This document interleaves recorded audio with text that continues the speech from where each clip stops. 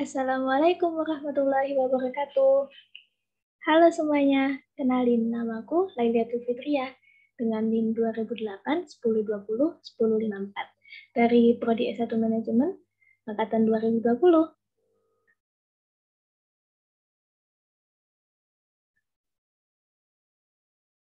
Kali ini kita akan membahas sebuah topik yang termasuk dalam mata kuliah manajemen pemasaran. Apakah itu?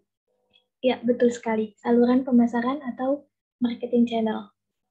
Pasti dari kalian juga sudah banyak ya yang tahu tentang materi ini. Jadi nanti kalau aku ada salah atau kurang lebihnya dalam penyampaian materi, kalian boleh banget bantu benerin atau ngasih masukan lewat kolom di bawah ya. Nanti kita bisa sharing-sharing bareng. Oke? Lalu apa aja sih yang perlu kita ketahui tentang saluran pemasaran? Nah, beberapa ini mohon maaf, berikut ini ada beberapa topik yang perlu kita ketahui.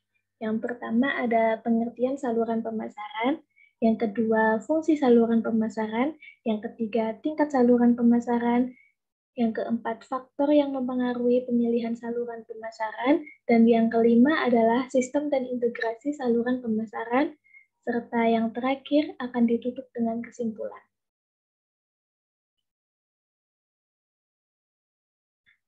Baiklah, langsung saja. Yang pertama ada pengertian saluran pemasaran. Saluran pemasaran sendiri bertujuan untuk mendistribusikan produk dari produsen ke konsumen. Saluran pemasaran juga berperan dalam penetapan harga produk. Oleh karena itu, biasanya produk yang terbatas cenderung akan memiliki harga yang lebih tinggi. Sedangkan produk yang dijual secara massal akan memiliki harga yang lebih murah. Ada beberapa ahli yang mengungkapkan pendapatnya tentang pengertian saluran pemasaran. Dari pendapat-pendapat tersebut dapat disimpulkan bahwa saluran pemasaran adalah perantara yang beraktivitas menyalurkan produk dari produsen ke konsumen atau pihak yang saling berkaitan dalam proses penyediaan produk dan jasa untuk digunakan atau dikonsumsi oleh konsumen.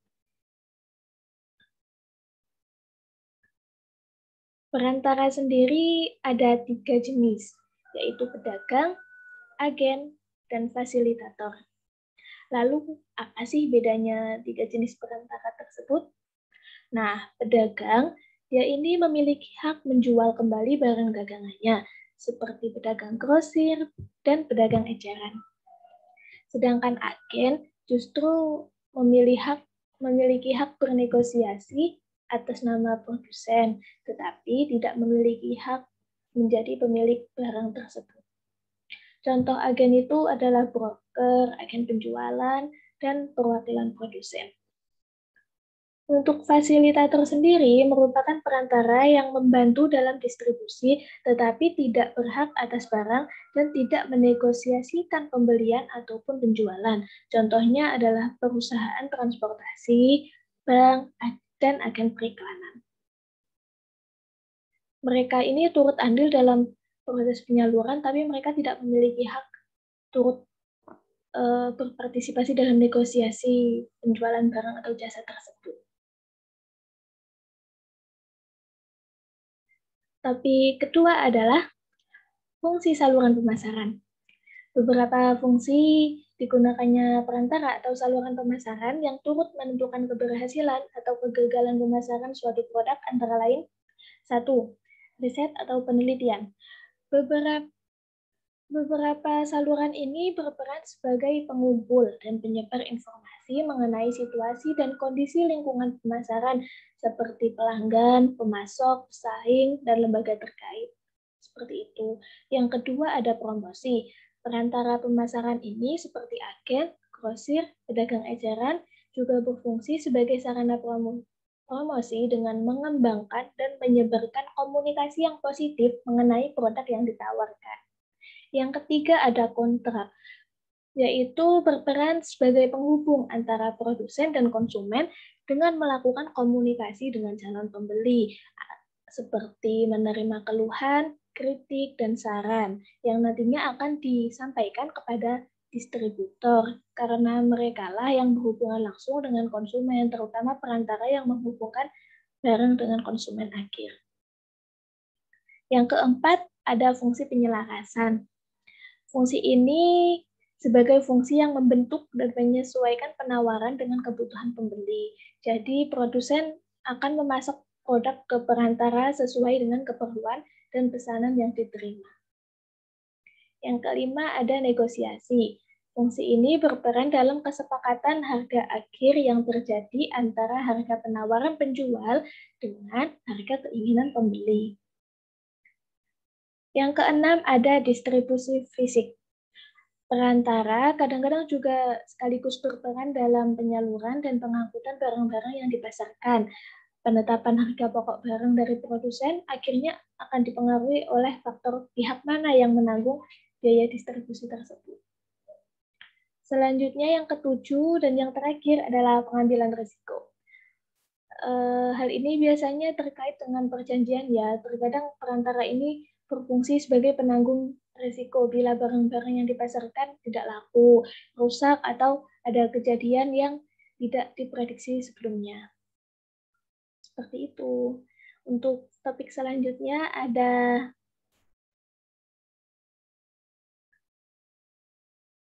tingkat saluran pemasaran. Tingkat saluran pemasaran sendiri ada 5. Yang pertama adalah saluran 0 tingkat atau saluran pemasaran langsung. Hal ini bermaksud bahwa produsen akan menjual produk dan jasanya secara langsung ke konsumen. Kemungkinan dilakukan melalui door-to-door, lewat pos, dan lewat toko perusahaan secara langsung. Yang kedua adalah saluran 1 tingkat. Hal ini bermaksud penjualan dengan hanya menggunakan satu perantara. Untuk barang konsumsi biasanya menggunakan pedagang grosir sebagai perantaranya, sedangkan untuk barang industri mereka akan menggunakan tenaga penjual representatif.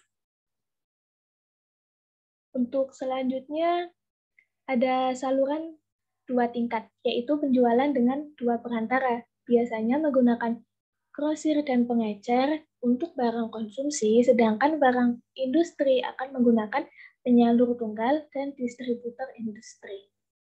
Yang keempat, ada saluran tingkat 3 dengan menggunakan 3 perantara, antara lain pedagang besar, pemborong, dan pengecer. Yang terakhir adalah saluran aneka tingkat, yaitu saluran pemasaran dengan menggunakan perantara lebih dari 3. Topik selanjutnya adalah faktor yang mempengaruhi pemilihan saluran pemasaran. Hal ini ada 5 faktor ya. Yang pertama ada pertimbangan pasar. Beberapa faktor pasar yang perlu diperhatikan adalah yang pertama itu jenis pasar. Apakah pasar konsumen atau pasar industri? Pasar yang akan dituju ini apakah jenisnya pasar konsumen atau pasar industri? Jika pengertiannya sendiri, pasar konsumen itu pasar yang menjadikan pembeli sebagai konsumen terakhir. Jadi tanpa adanya jual beli lagi sesudah transaksi tersebut. Seperti pembelian ikan langsung dari nelayan di pantai seperti itu. Yang kedua ada pasar industri, yaitu pasar yang menjadi tempat industri atau pihak yang akan menggunakan produk dari produsen sebagai bahan bakunya yang nanti akan dia jual dalam bentuk produk lain.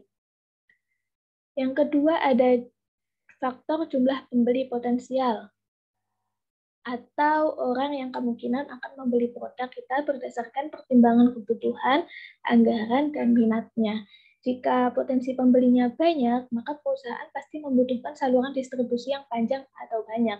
Sedangkan jika potensi pembelinya rendah, kemungkinan cukup menggunakan penjualan langsung saja. Yang ketiga ada konsentrasi pasar secara geografis. Jika pasar terpusat secara geografis, jumlah saluran pemasaran yang diperlukan tidak banyak. Sedangkan apabila pasarnya memiliki letak yang tersebar, maka membutuhkan saluran atau distribusi yang banyak dan luas. Biasanya perusahaan yang terletak di pusat itu cenderung memiliki distribusi sendiri. Selanjutnya adalah pola pembelian. Pola pembelian konsumen yang beraneka ragam juga menjadi penentu faktor dipilihnya saluran pemasaran karena ada konsumen yang menginginkan membeli dari lokasi yang terpusat dan ada juga konsumen yang cukup melalui telepon atau surat. Selanjutnya yang kelima ada jumlah pesanan.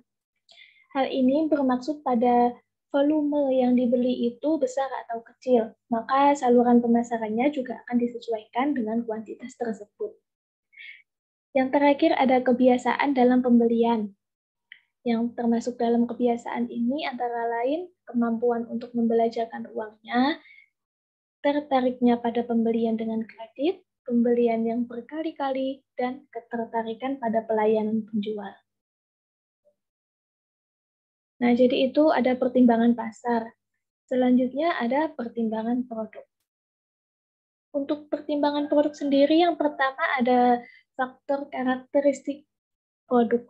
Apakah produknya itu awet atau mudah rusak? Untuk produk yang mudah rusak, perusahaan cenderung membutuhkan saluran distribusi yang pendek agar produk cepat sampai ke tangan konsumen. Demikian juga produk yang memiliki bobot yang tinggi seperti bahan bangunan, pasir, batu, dan sebagainya, itu memerlukan saluran yang pendek karena ongkos angkut serta bongkar mautnya itu tinggi. Yang kedua ada nilai unit. Hal ini berkaitan dengan risiko kerugian. Jika nilai unit dari barang yang dijual relatif rendah, maka perusahaan cenderung untuk menggunakan saluran distribusi yang panjang. Sebaliknya, jika nilai unitnya relatif tinggi, maka saluran distribusinya pendek atau langsung. Selanjutnya ada sifat teknis. Beberapa jenis barang seperti instalasi atau perangkat umumnya disalurkan secara langsung atau melalui perantara yang dapat menerangkan berbagai masalah teknis penggunaan dan pemeliharaannya. Yang keempat, ada jenis barang, apakah barang standar atau barang pesanan. Jika barang yang dijual itu berupa barang standar, maka dipelihara sejumlah persediaan pada penyalur. Demikian sebaliknya, jika barang itu pesanan, maka penyalur tidak perlu memelihara persediaannya.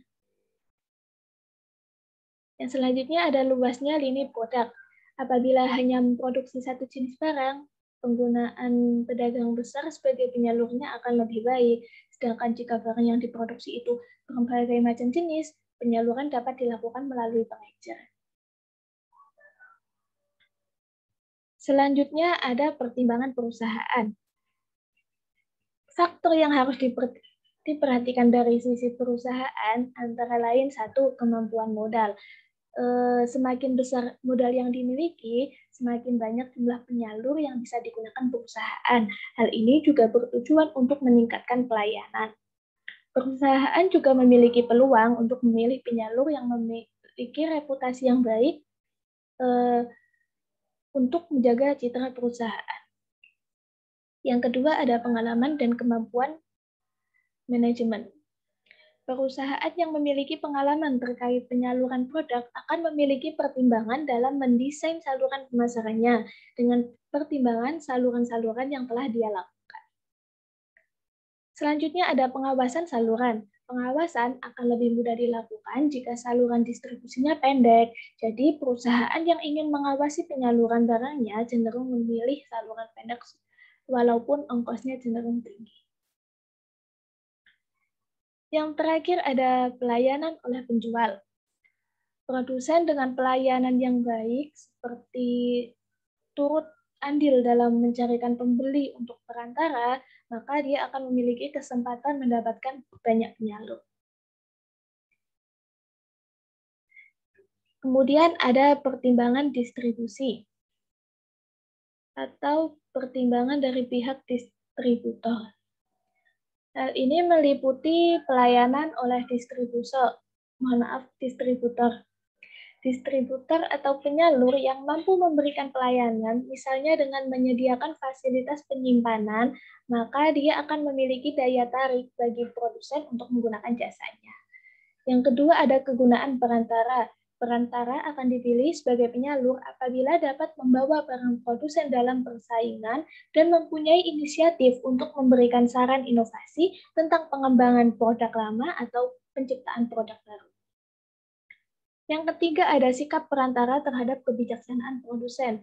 Jika perantara bersedia menerima resiko yang dibebankan oleh produsen sesuai dengan ketentuan yang berlaku, seperti resiko turunnya harga, maka produsen dapat memilihnya sebagai penyalur.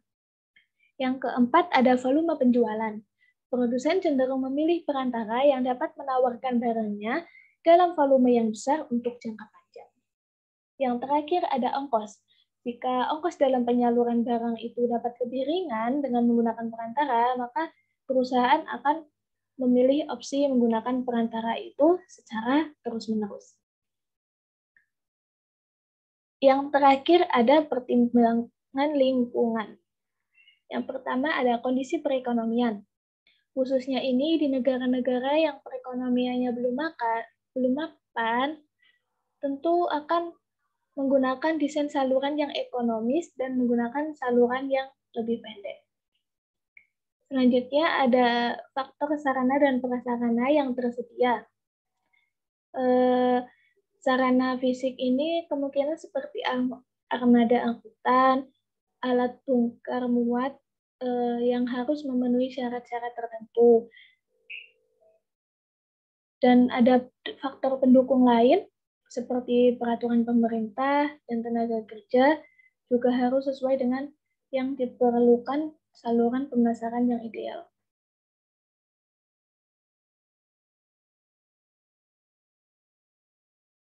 Topik selanjutnya adalah sistem dan integrasi saluran pemasaran.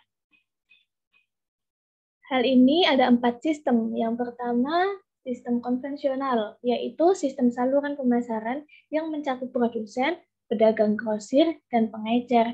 Setiap anggota saluran ini merupakan bisnis terpisah yang berusaha memaksimalkan labanya sendiri-sendiri. Yang kedua, ada sistem vertikal, yaitu sistem saluran kesatuan usaha secara vertikal mulai dari produsen, pedagang besar, dan pengecer untuk memasarkan produk dengan kerjasama hingga barang sampai ke konsumen. Yang selanjutnya ada sistem horizontal, yaitu sistem gabungan perusahaan yang tidak berhubungan namun memiliki kerjasama untuk memanfaatkan peluang pasar. Contohnya adalah kerjasama antara bank dalam hal transaksi atau pembayaran produk. Contohnya Bank BCA dengan Alfamart, Bank BRI dengan Indomaret, dan lain sebagainya. Selanjutnya atau yang terakhir ada sistem multi saluran, yaitu sistem yang melayani berbagai segmen pelanggan. Biasanya perusahaan dengan sistem ini akan menggunakan 2 atau lebih saluran pemasaran untuk melayani berbagai segmen pelanggan yang bisa disebut dengan pemasaran multi saluran atau multi channel marketing. Nah, keuntungan apa sih yang bisa didapat perusahaan jika menggunakan lebih banyak saluran? Nah, ini ada 3 keuntungan. Yang pertama, meningkatkan cakupan pasar karena konsumen dapat membeli produk perusahaan di banyak pilihan tempat. Pelanggan yang membeli di lebih dari satu tempat seringkali itu menguntungkan dibandingkan pelanggan dengan pembelian di saluran atau hanya tempat tunggal. Yang kedua, biaya saluran lebih rendah karena cukup menggunakan media elektronik atau media sosial tanpa harus berkunjung langsung ke pelanggan-pelanggan kecil.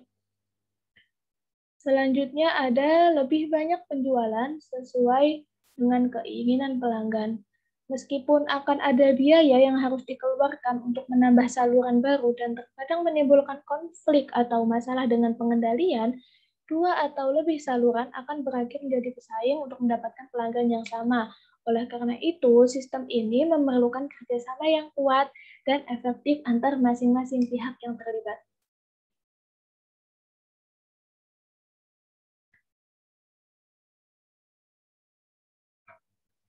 Kemudian untuk bagian dari sistem vertikal yang tadi telah saya jelaskan itu ada dibagi lagi ya menjadi 3. Yang pertama, sistem pemasaran vertikal korporat yang menggabungkan tahap produksi dan distribusi di bawah satu kepemilikan.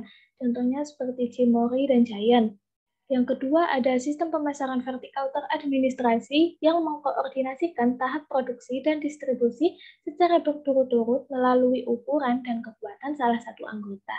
Contohnya Yakult dan Gillette. Yang ketiga, ada sistem pemasaran vertikal kontraktual yang terdiri dari perusahaan independen dengan berbagai tingkat produksi dan distribusi, mengintegrasikan program mereka pada basis kontraktual. Contohnya McDonald's.